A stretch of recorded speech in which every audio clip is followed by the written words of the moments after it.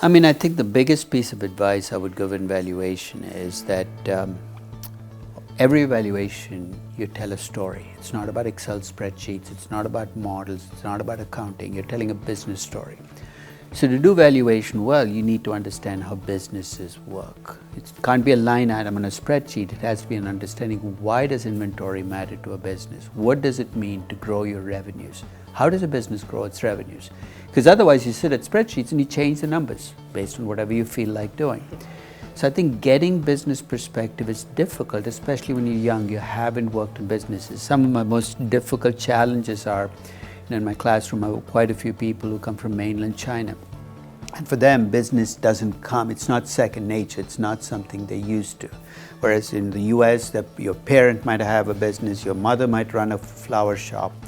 I think understanding how a business works is central to valuation because that's what's going to separate valuations that have sold, something that tell rather than Excel spreadsheets that look like valuations. I think the more things change, the more they stay the same. It looks like everything is changing, but if you boil it down to basics, the reason it looks like there's more change is because we have phones that allow us to check the news all the time. I mean, is the pace of change any different than it was 10, 20, 30 years ago? I don't think it is, but it feels like it. So sometimes just disconnecting from that constant checking of breaking news, breaking news, breaking news, when in fact it's anything but breaking news. It's very minor news, but the news story has to look like breaking news. Getting perspective on what are the news stories that really make a difference versus the news stories which are distractions.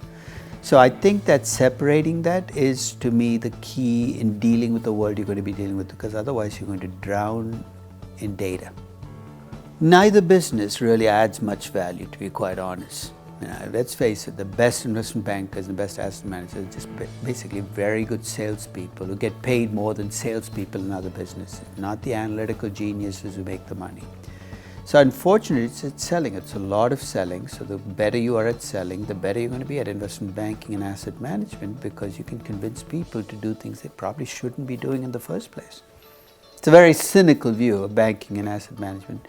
But I think the reality is 90% of banking and 60% of asset management shouldn't exist. There's no value added.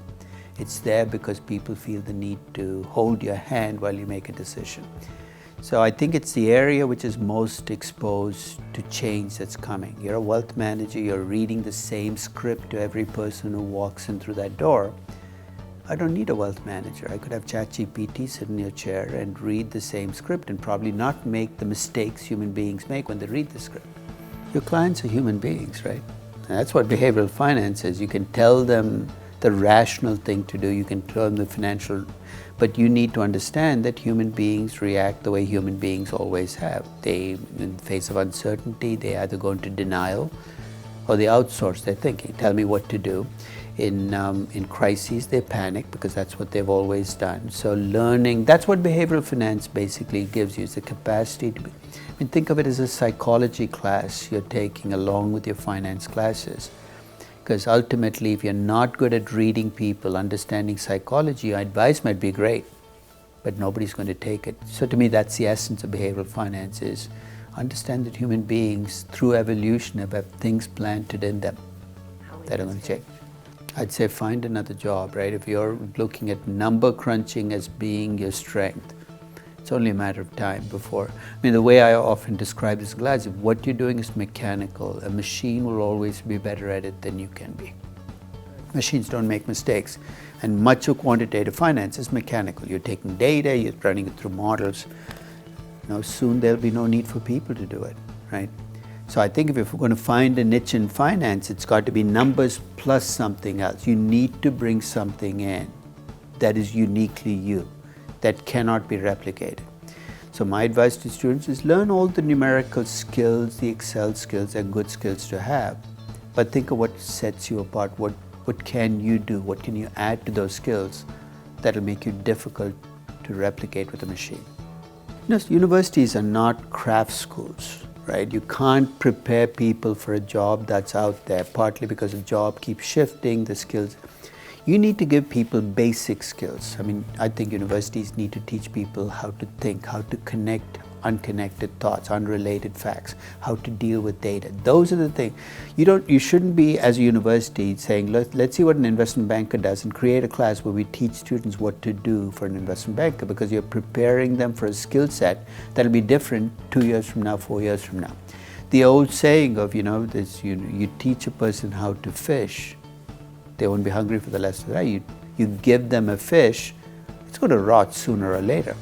A lot of universities, I think, give skills for what they see out there, but the skills decay so fast that 5 years out, people look back and say, what do I do now? It's not working anymore. You need to give people a well they can go back to, where they can reinvent themselves when they need to. I mean, that's why I think about when I teach valuation. I can show them how I value companies, but that's not what they will get out of it.